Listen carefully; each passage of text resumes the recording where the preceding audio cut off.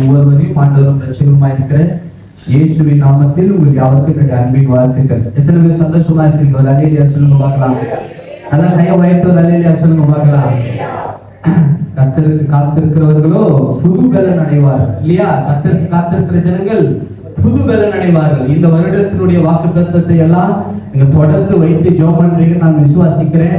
அது மாத்திரம் இல்ல, மாதந்தோறும் கொடுக்கிற வாக்குத்தத்தத்தையும் நீங்கள் வைத்து வாசிக்கிறீர்கள் என்று நான் விசுவாசிக்கிறேன்.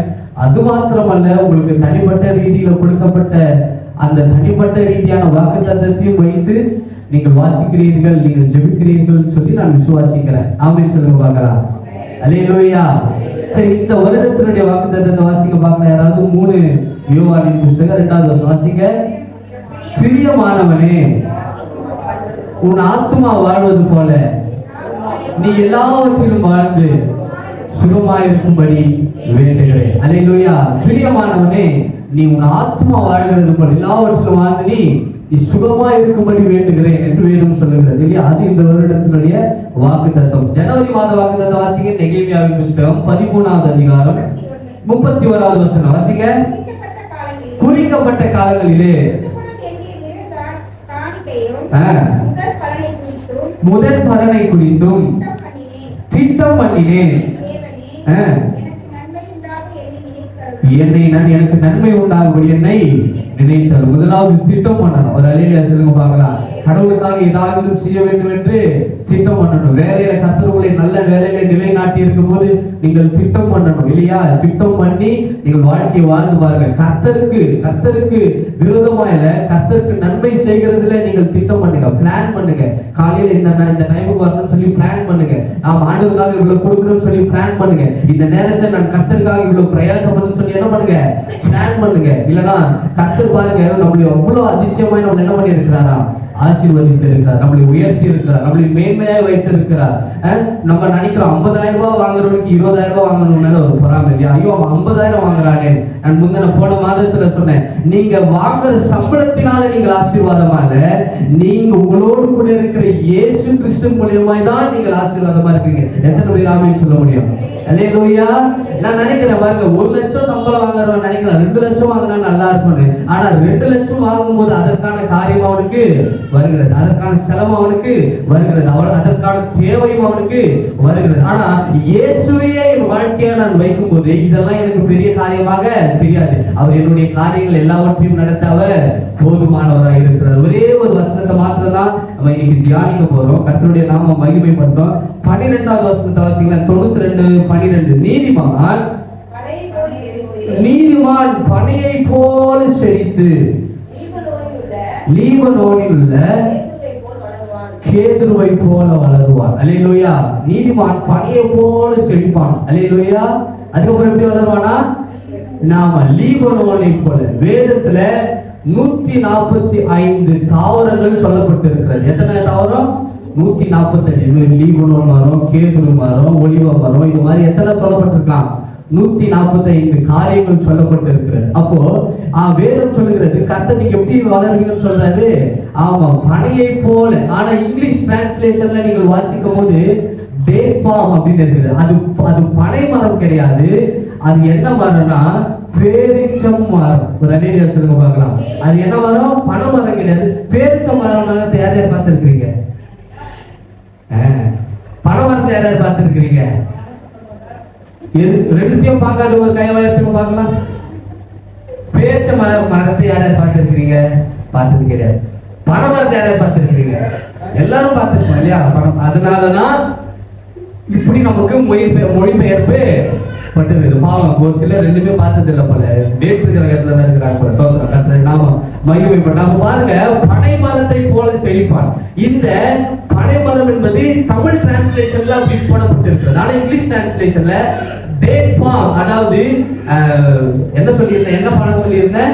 பேரிச்ச மரம். பேரிச்ச மரத்துக்கு ஒப்பாய் கர்த்தர் நம்மை ஒப்பிட்டு சொல்லுகிறார். இந்த பேரிச்ச மரம் எங்க தெரியுமா விளையுமா? அதிகமாய் வனாந்தரத்துலதான் விளையும் இந்த பேரிச்ச மரம். நல்லா கவனிங்க, வனாந்தரத்துலதான் பேரிச்ச மரமானது விளைந்திருக்கும். ஜனவரி மாதத்துல, பிப்ரவரி மாதத்துல, மார்ச் மாதத்துல இந்த பனைமரம் கொடுக்கிற பழங்கள் எவ்வளவு சொல்லுகிறார்கள் தெரியுமா?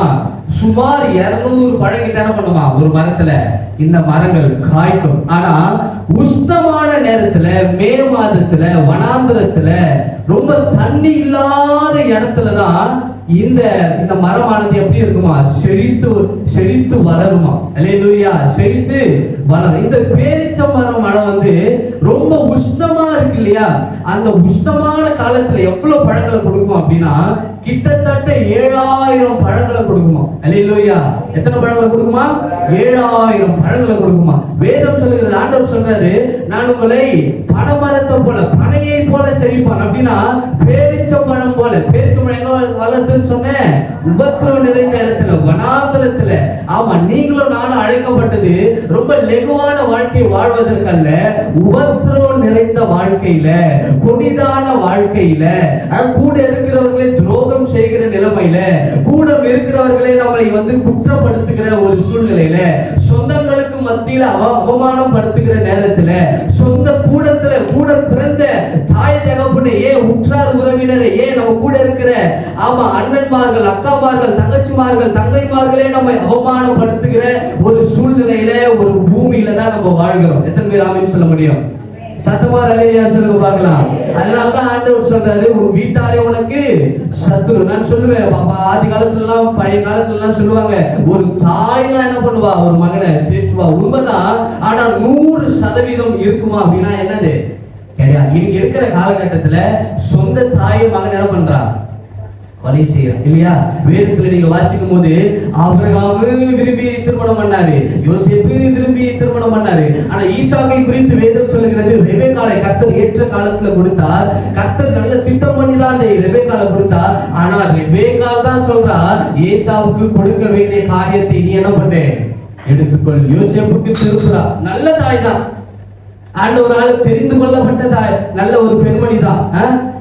இவன் யாரு, எலியேசர் ஒட்டகங்களுக்கு அவன் ஒரு பொருத்தனை பண்ணுகிறான். ஒட்டகங்களுக்கும் தண்ணீரை வார்க்க வேண்டும், எனக்கும் தண்ணீரை வார்க்க வேண்டும். இப்படிப்பட்ட பெண்மணி தான் என்னுடைய எஜமானுக்கு ஏற்ற ஒரு பிள்ளையா இருப்பார், ஏற்ற ஒரு மருமகளா இருப்பார் என்று வாக்குத்தத்தம் பண்ணி இருக்கும்போது தண்ணி எடுத்து கொடுக்கிறார், 2 பேருக்கும் கொடுக்கிறார். அப்படிப்பட்ட பெண்ணு தான் அண்ணனுக்கும் தம்பிக்கு, அதாவது சொந்த பிள்ளைகளுக்கு கலகத்தை உண்டாக்குகிறது ஒரு முதல் காரியமா இருக்கிறார். அல்லேலூயா.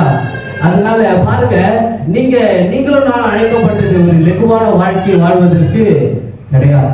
சோர்வுகள் இருக்கும், அசதிகள் இருக்கும் இல்லையா, வியாதிகள் இருக்கும், வியாகுலங்கள் இருக்கும், கஷ்டங்கள் இருக்கும். ஆனா ஆண்டவர் சொல்றார், அதுல இருந்து தான் உன்னை நான் செழிக்க பண்ணுவேன், அதுல இருந்து தான் உன்னை நான் உயர்த்துவேன். இந்த டேட்ஸ் மரம் பாருங்க, உபத்திரவத்துலதான் அதிக கனிகளை கொடுக்குமா. எத்தனை கனிகளை சொன்னேன்? கிட்டத்தட்ட 7000 கனிகள் என்று சொல்லுகிறார்கள். நீங்க வீட்டுல போயிட்டு உங்களுடைய கூகுள்லயோ இல்ல உங்க போன்லயோ எடுத்து இந்த பேரிச்ச மரம் எப்படி இருக்குன்னு சொல்லி நீங்க பாருங்க வீட்டுல போயிட்டு. அதனாலதான் நீங்க கல்ஃப் கண்ட்ரில, சவுதி அரேபியாவா இருக்கட்டும், மஸ்கட்ல இருக்கட்டும், அபுதாபியா இருக்கட்டும், ஓமனா இருக்கட்டும், குவைத்தா இருக்கட்டும், கத்தாரா இருக்கட்டும், உஷ்ணமான நேரத்துல, உஷ்ணமான இருக்கிற தேசத்துலதான் எது விளைச்சி அதிகமா இருக்கிறது? பேரிச்சம்பழம். ரொம்ப விலை மதிக்கப்பட்ட பேரிச்சம்பழங்கள் எங்கதான் இருக்கு? மிடில் ஈஸ்ட் பகுதிகளில் தான் இருக்கு. நீங்க போயிட்டு உங்களுடைய காரியங்களை நீங்க கூகுள்ல சர்ச் பண்ணி பார்க்கலாம்.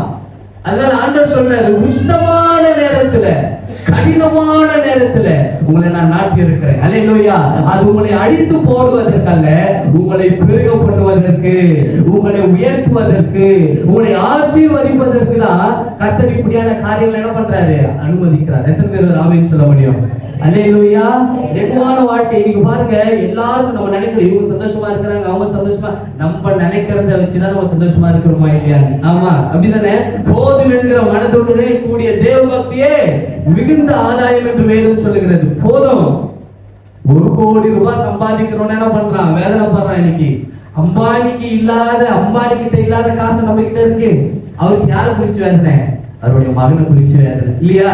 அவருடைய மகனுக்கு குணப்படுத்தவே முடியாத ஒரு வியாதியில் அவரு இருக்கிறார். அவரு பார்க்காத தங்கமா, அவரு பார்க்காத பொண்ணா, அவர் பார்க்காத வெள்ளியா, அவர் பார்க்காத ஐஸ்வர்யமா, அவர் பழகாத பழக்கங்களா, நெருக்கமானவர்களா, எவ்வளவு பெரிய ஆட்கள்லாம் இருக்கிறாங்க. ஆனா அவருடைய மகனுடைய வேதனையை யாரால என்ன பண்ண முடியாது, நீங்க முடியாது. அல்லேலூயா. ஆமா, அம்பானியை பார்க்கும்போது நீங்களும் நான் ஆசீர்வதிக்கப்பட்டவர். கை தட்டி கத்திர மகிமை வந்து பார்க்கலாம்.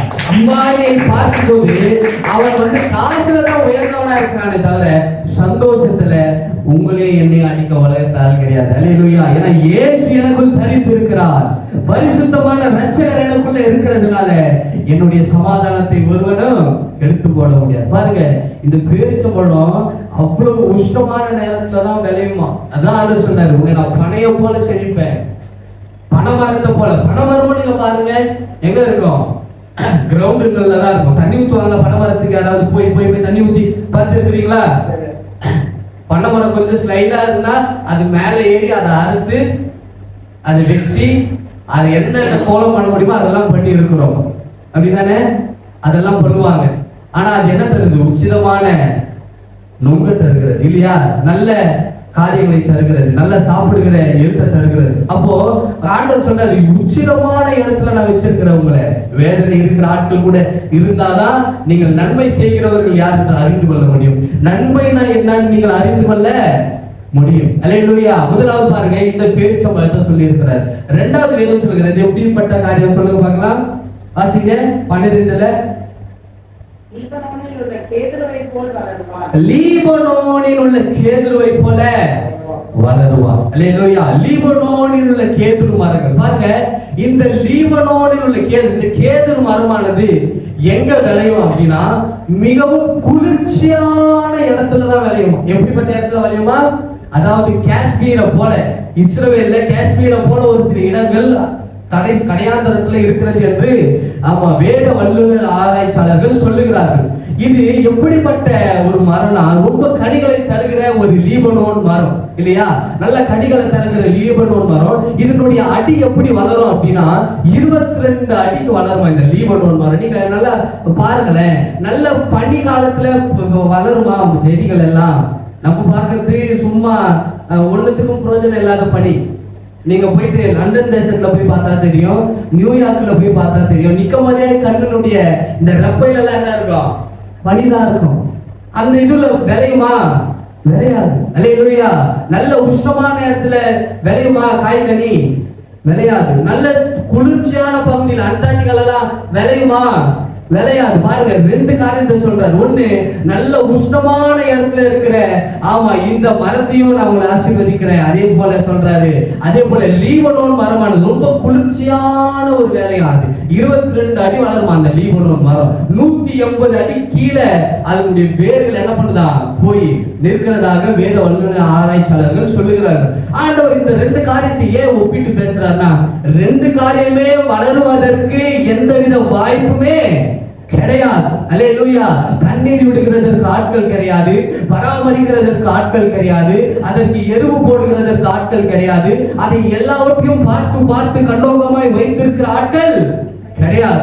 நீங்க நினைக்கிறீங்களா, என்னை பார்க்க யாருமே கிடையாது, என்னை பத்தி யோசிக்க யாருமே கிடையாது, என்னை பற்றி கவலைப்பட யாருமே கிடையாது, என்னை உயர்த்த யாருமே கிடையாது, எனக்கான பேக்கப் யாருமே கிடையாது. அந்த பிள்ளைக்கு அவங்க அப்பா இருக்கிறாரு, அந்த பிள்ளைக்கு அவங்க அப்பா இருக்கிறாங்க, அந்த பிள்ளைக்கு அந்த குடும்பம் இருக்கிறது, அந்த பிள்ளைக்கு அந்த சார் இருக்கிறாரு. ஆனா எனக்கு யாருமே இல்ல. வேதம் சொல்லுகிறது, எதுவுமே இல்லாத போதுதான் கர்த்தர் நம்மோடு கூட துணை நிற்கிறவராய் இருக்கிறார். அல்லேலூயா. கர்த்தர் துணை எனக்கு, இயேசு துணை நமக்கு. கல்ல கைதட்டி கர்த்தரை மகிமைப்படுத்துங்க பார்க்கலாம். ஆமென். இயேசுவா தான் நமக்கு துணை. பக்கத்துல கை கொடுத்து சொல்லுங்க பார்க்கலாம். இயேசுவா தான் துணை. மனுஷன் நம்பாத. ஆமா, கை கொடுத்து சொல்லுங்க பார்க்கலாம். இயேசுவா துணைன்னு சொல்லிட்டு பக்கத்துல விச்சனா அவர் கொடுங்க கைய. 2 பேரும் ரொம்ப விரோதி மாதிரி இருக்கிறீங்களா? அவர் சச்சமாவோட வீட்டுக்காரு. நல்லா கை கொடுத்து நல்லா சந்தோஷமா சொல்லுங்க பார்க்கலாம். அவர் நம்மளுக்குள்ள இனிமே நம்ம குடும்பத்துள்ள அவர் வந்திருக்கிறார். அதனால அவருக்கும் கை கொடுங்க பார்க்கலாம். கர்த்தர் நமக்கு துணையா இருக்கிறார். யார் நமக்கு உயர்ந்த அடைக்கலமா இல்லைனாலும் கவலை கிடையாது. யாரையும் நம்ம நம்பி வாழ்றதா அவசியமும் கிடையாது இல்லையா? நேற்று தினத்துல இந்த ஞானஸ்தான ஆராதனையில சொன்னாங்க பாஸ்டர், பூரணப்படணும். இந்த வார்த்தை கூட ஓடிட்டே இருந்துச்சு, பூரணப்படுவது. பல பேருக்கு பூரணம் என்பது எத்தனை வயசுல வரும் சொல்லுங்க பார்க்கலாம். யாராவது 60 வயசுல வரும், இல்ல 70 வயசுல வரும், 50 வயசுல வரும். எப்படிப்பட்ட பூரணம்? இயேசுவை நான் ஏத்துக்கிறேங்க.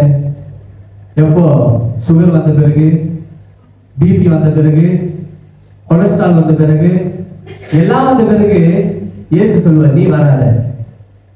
அல்லேலூயா. எல்லாம் வந்த பிறகு தான் நமக்கு என்ன தோணுது? இயேசு வேணுங்க. ஏன்? இந்த கொலஸ்ட்ரால் போகணும்ல. இயேசு சொல்லுவார், நீ எனக்கு வேணாம். வாலிபத்துல ஏத்துக்கணும் ஏசப்பாவை. அல்லேலூயா, அல்லேலூயா. ஆடானது பழுதற்றதா இருக்கும் போது அல்ல, நல்ல செழிப்பா இருக்கும் போதுதான். ஆமென். அதான் ஆண்டவர் சொல்றாரு, நான் பிதாவானால் என் கனவு எங்கே? நான் தெய்வமானால் எனக்கு பயப்படுகிற பயம் எங்கே? உங்க உலக பிரகாரமான எஜமானரை இது மீது ஆசைப்பட மாட்டாரே. நான் பரம தகப்பனா இருக்கிறேன். அப்போ எப்படி நீங்கள் எனக்கு நசல் கொண்டதையும் மூடமுற்றதையும் நீங்கள் தருவீர்கள்? நசல் கொண்டதா போயிருக்க கூடாது. திருமணம் ஆயிட்ட பிறகு ஞானஸ்தானம் எடுத்துக்கிறேங்க. எங்க வீட்டுல அந்த காரியத்தை தான் சொன்னாங்க. திருமணம் ஆயிட்ட பிறகு ஞானஸ்தானம் எடுங்களேன். திருமணமே ஆகாம அப்படியே இருந்துட்டா, அதனாலதான் எங்க தங்கச்சிக்கு நாங்க எடுக்கிறோம். அவங்க திருமணம் ஆயிட்ட பிறகு எடுக்கலாம்ல, அவருக்கு திருமணமே ஆகலன்னா அதனாலதான் இன்னைக்கு எடுக்கிறோம். இயேசுக்காக எடுக்கிறோம். அல்லேலூயா.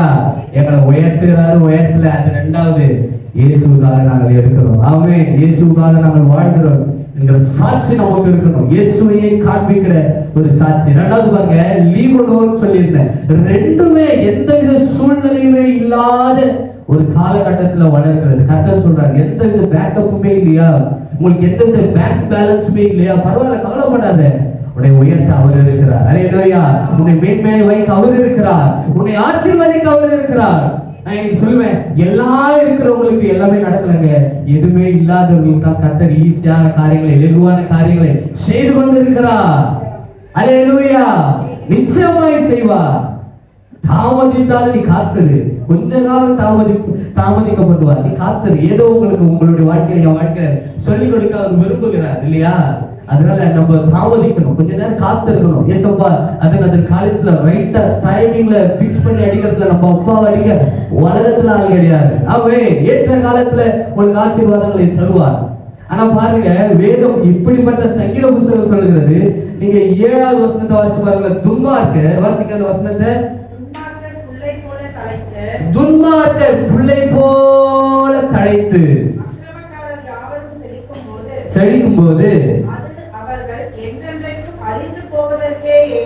அழிந்து போவதற்கே ஏதுவா இருக்கும். பாருங்க, துன்மார்க்கர் எதற்கு அடையாளமாய் சொல்லப்பட்டிருக்கிறதுனா, எதற்கு அடையாளமாய் சொல்லப்பட்டிருக்கு? புல்லை போல. புல்லு எங்க இருக்கிற இடத்துல வளரும் சொல்லுங்க பார்க்கலாம். புல்லு இருக்குல்ல, புல்லு எப்படி வளரும்?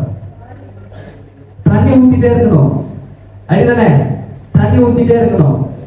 புல்லானது பராமரிப்புக்குள்ள இருந்துட்டே இருக்கணும். புல்லானதுக்கு மெயின்டெனன்ஸ் இருந்துட்டே இருக்கணும். கொஞ்சம் வெயில் அடிச்சாலும் என்ன ஆயிடும்? காஞ்சி போயிடும். கொஞ்சம் தண்ணீர் அதிகமாயிட்டா என்ன ஆயிடும்? அழுகி போயிடும்.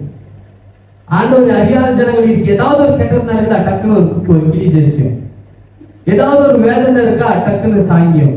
ஏதாவது ஒரு வீட்டுல ஏதாவது டக்குன்னு ஒரு 2 பேருக்கு ஆக்சிடென்ட் ஆகி விழுந்துடுறாங்களா, டக்குன்னு ஒரு ஜாதகம். புல்லை போல அழிந்து போகிறதற்கு ஏதுவா இருக்கிறது. அல்லேலூயா. துன்மார்க்கர் புல்லை போல இடிக்கு பயமா இருக்கு. கிறிஸ்தவர்களும் அப்படிப்பட்ட நிலைமையில இருக்கிறாங்க. இல்லையே, நான் கிளி தரிசனம் பார்க்கல. இல்லையே, தீர்க்க தரிசனம் கேட்கிறமே. தலையில கை வச்சு, பாஸ்டர் ஏதாவது தெரியுதா சொல்லுங்க பாஸ்டர். தலையில கை வச்சு ஒண்ணும் தெரியல. தலையில முடிதான் இல்லை, அதுதான் தெரியுது. Praise God. இல்லையா? உங்க சர்ச்சில் என்ன வாக்குத்தத்தம், உங்க சர்ச்சில் என்ன வாக்குத்தத்தம், உங்க சர்ச்சில் என்ன வாக்குத்தத்தம். இதுவும் புல்லுக்கு ஒப்பானே. சத்தமா ராவின் சொல்லுங்க பார்க்கலாம். அல்லேலூயா. என்னை பத்தி ஏதாவது தெரியுதா பார்த்து சொல்லுங்களேன். உன்னை பத்தி ஒண்ணும் தெரியல எனக்கு. அல்லேலூயா. கர்த்தர் எனக்கு விரோதமா இருப்பாரா? இல்ல, எனக்கு நன்மையான காரியங்களை செய்வாரா? காத்திருக்க வேண்டியது அவசியமா இருக்கிறது. பாருங்க, துன்மார்க்கம் எதைக்கு குறித்து இருக்கிறதுனா, புல்லுக்கு ஒப்பான காரியங்களை குறித்து கர்த்தர் பேசுறாரு. பராமரிப்பு இருந்துட்டே இருக்கணும், அவங்களை பார்த்துட்டே இருக்கணும், அவங்களுக்கு நன்மை நடந்துட்டே இருக்கணும் இல்லையா? இன்னைக்கு காசு செல்வங்கள் அதிகரிக்க அதிகரிக்க நீங்கள் பாருங்க, எங்க அப்பா அந்த சேட்டு கடையில எல்லாம் இருக்கிறதுனால அவங்க காசுக்காக என்னென்ன பண்ணிட்டே இருப்போம். அந்த சேட்டு ஏதாவது குறி கேட்கறதுக்கு ஏதோ மகாராஷ்டிராலாம் போகும்போதுலாம் எங்க அப்பா தான் கடையில கூப்பிட்டு விட்டுட்டு போயிடுவாங்க. ஏன்னா அது காசு பெருக வைக்க வேண்டும் என்று சொல்லி அதற்கான காரியங்களை அவங்க செய்வாங்க. அவங்க தப்பு செய்கிறார்கள் என்று சொல்லிதான் அதை என்ன பண்றாங்க, ஜெயின் பண்டிகை எல்லாம் வரும்போது அவங்க நிறைய தானங்களை செய்வார்கள். எதற்குன்னா, இருக்கிறதுனால இல்ல, அவருடைய அக்கிரமங்களை கழிந்து போகிறதுக்கு என்ன பண்றாங்க? தான தர்மங்களை செய்யறாங்க. ஆனா நம்ம அப்படி கிடையாது. உகந்தவர்களாய், அல்லேலூயா, இருதயத்துல வாஞ்சை உள்ளவர்களாய், இயேசுவின் மீது அன்பு வைத்தவர்களாய், இயேசுவின் அன்பு என் வாழ்க்கையில பிரதிபலிக்க வேண்டும் என்பதற்காக நான் கொடுக்கிறேன். அல்லேலூயா. என்னுடைய பாவங்கள் மாறுவதற்காக தான் அவர் ஆல்ரெடி என்ன பண்ணிட்டாரு? எனக்காக ரத்தத்தை சிந்தி என்னை மீட்டு எடுத்திருக்கிறார். அதனால எனக்கு எந்தவித பயமும் கிடையாது. என் முற்பிதாக்களுடைய பாவம் என்னுடைய வாழ்க்கையில வர முடியாது. அல்லேலூயா. ஆமா, நான் தானம் தர்மம் செய்வது என்னுடைய பாவத்தை அக்கிரமத்தை மன்னிக்கல்ல, இயேசுவின் சுபாவத்தை என் மூலியமாய் காட்டும்படிதான் நான் அநேக காரியங்களை செய்கிறேன். அல்லேலூயா. பாருங்க, புல்லுக்கு ஒப்பா இருக்கிறதா துர்மார்க்க விதமான காரியம். உங்க வீட்டுல ஏதாவது காரியம் நடக்குதா? வேதனையா இருக்கா? கஷ்டமா இருக்கா? கண்ணீர் வடிக்கிறீங்களா? கொஞ்ச நேரம் ஜெபம் பண்ணுங்க. குடும்பமா இருந்து ஜெபம் பண்ணுங்க. எதுல நீங்க வழி விலகி இருக்கிறீங்கன்னு பாருங்க. வீட்டு பிரேயர் ஏதாவது தடைபட்டு இருக்கிறதா? இல்ல வீட்டுல பிரேயர் ஏதாவது தடைபட்டு இருக்கிறதா? இல்ல இயேசுக்கு விரோதமா ஏதாவது இதுலயே நம்ம பிளான் பண்ணி நீங்க யோசிச்சுட்டு நீங்க நடக்கும்போது உங்களை கர்த்தர் உயர்த்துவார். அந்த மாற்று கருத்தே கிடையாது. உங்களை உயர்த்துவார், உங்களை மேன்மையாய் வைப்பார், உங்களை ஆசீர்வதிக்கிற தெய்வம். இன்னைக்குதான் அம்பானி அதானி நான் சொல்லி இருக்கிற சாட்சி, கோல்கேட் பேஸ்ட் ஓனரே அப்பாவுடைய பிள்ளைதான். அல்லேலூயா. இந்தியாவில தான் அம்பானி அதானி. நம்ம இன்டர்நேஷனல் ஆண்டவர், நம்ம ஆண்டவர் இன்டர்நேஷனல் லெவல்ல ஆட்களை எழுப்பி இருக்கிற தெய்வம் நம்ம ஆண்டவர் இயேசு. அதனால எந்தவித பயமும் இல்லாதபடி, எந்தவித கலக்கங்களும் இல்லாதபடி கர்த்தருக்காக ஏதாகிலும் செய்ய நீங்கள் முன்வாருங்கள். அது ஊழியமா இருக்கட்டும், அது கொடுக்கறதுல இருக்கட்டும், அது நேரத்தை தருகிறதுல இருக்கட்டும். உங்களுக்கு நேரம் இருக்கிற நேரத்துல நீங்க ஜெபம் பண்ணுங்க. உபவாசம் இருக்கு. எத்தனை பேர் இன்னைக்கு உபவாசம் எடுப்பேன்னு போத்தனை பண்ணீங்க? உபவாசம் ஒரு வாரத்தை ஒரு நாளாச்சு என்ன பண்ணுவேன்? உபவாசம் இருப்பேன். என் குடும்பத்திற்காக, என் சபைக்காக, என் சொந்தங்களுக்காக, என் விரோதிகளுக்காக, என் நண்பர்களுக்காக நான் உபவாசம் என்ன பண்ணுவேன்? ஜெபம் பண்ணுவேன். ஒரு நாள் ஃபர்ஸ்ட் உபவாசம் இருக்கும்போது தலை சுத்தம், வாந்தி வரும், எல்லாம் வரும். அது பழகிடுச்சுன்னா என்ன ஆயிடும்? அது பெரிதாக தெரியாது இல்லையா? ஃபர்ஸ்ட் வாட்டி உபவாசம் இருக்கும்போது தான் வயிறெல்லாம் வலிக்கணும் இயேசுவின் நாமத்துல. அதனால அதுக்கெல்லாம் ஜெபம் பண்ணி நீங்க உபவாசம் இருந்து நீங்கள் ஜெபிங்க. வேதம் சொல்கிறது, நீங்கள் பனியை போல செழிப்பீர்கள். அல்லேலூயா. லீபனோனில் உள்ள மரத்தை, கேதுரு மரத்தை போல கர்த்தர் உங்களை ஆசீர்வதிப்பார், உங்களை உயர்த்துவார், உங்களை மேன்மையை வைப்பார். எத்தனை பேர் விசுவாசிக்கிறீங்க? கை வைத்து ராமேன் சொல்லுங்க பார்க்கலாம். நல்ல சத்தமாக ராமேன் சொல்லுங்க பார்க்கலாம். அல்லேலூயா. கர்த்தர் என்னை ஆசீர்வதிப்பது நிச்சயம். அதற்கு நான் ஒரு நல்ல ஒரு பாத்திரமா இருக்க கர்த்தர் என்னை வளைத்துக் கொள்வாராக. அல்லேலூயா.